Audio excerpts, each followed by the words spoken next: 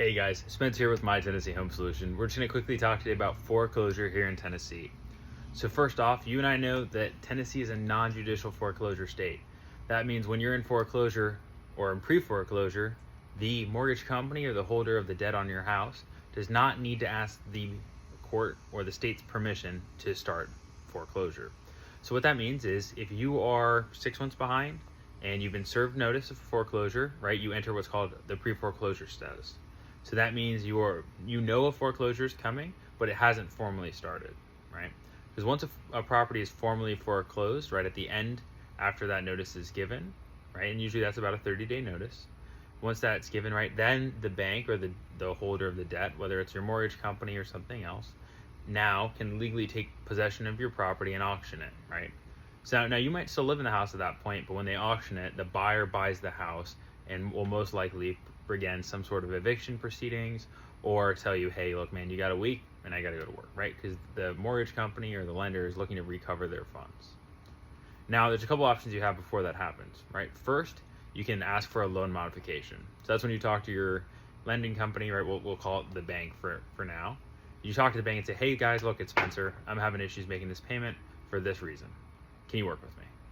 And a lot of banks, their interest is to make sure they keep getting payments. And if it's going to be a lower payment, or maybe they put you in a forbearance period, saw that a lot in COVID, right? They're interested in making sure they keep making their money. And so they're interested in make sure you can still make payments. So they'll work with you to modify the terms. Maybe it'll be a higher interest rate, or maybe it's a little longer tacked on the end of the loan, but they can a lot of times work with you. Your second option is a short sale. And that's actually when you sell your house for less than what the mortgage balance is. So if you owe $100, you would sell your house for $80. That way you can pay off that $80, but you might still carry that debt for that $20. Now you need the approval of your lender, the bank, to do that. And so if you find yourself in a circumstance where you think that might make sense, you're like, hey, I don't want to get foreclosed. A short sale is still going to hurt your credit, but it'll be the circumstance where at least you're going to be able to get $90 of that 100 paid off. Versus a foreclosure where the debt is basically covered by the auction. And you guys and I both know people don't go to the auctions to pay top dollar. Now, your third option is to reach out to a cash buyer. Myself and my team, we have a lot of experience beating the bank, right? So preventing foreclosures, preventing pre-foreclosures.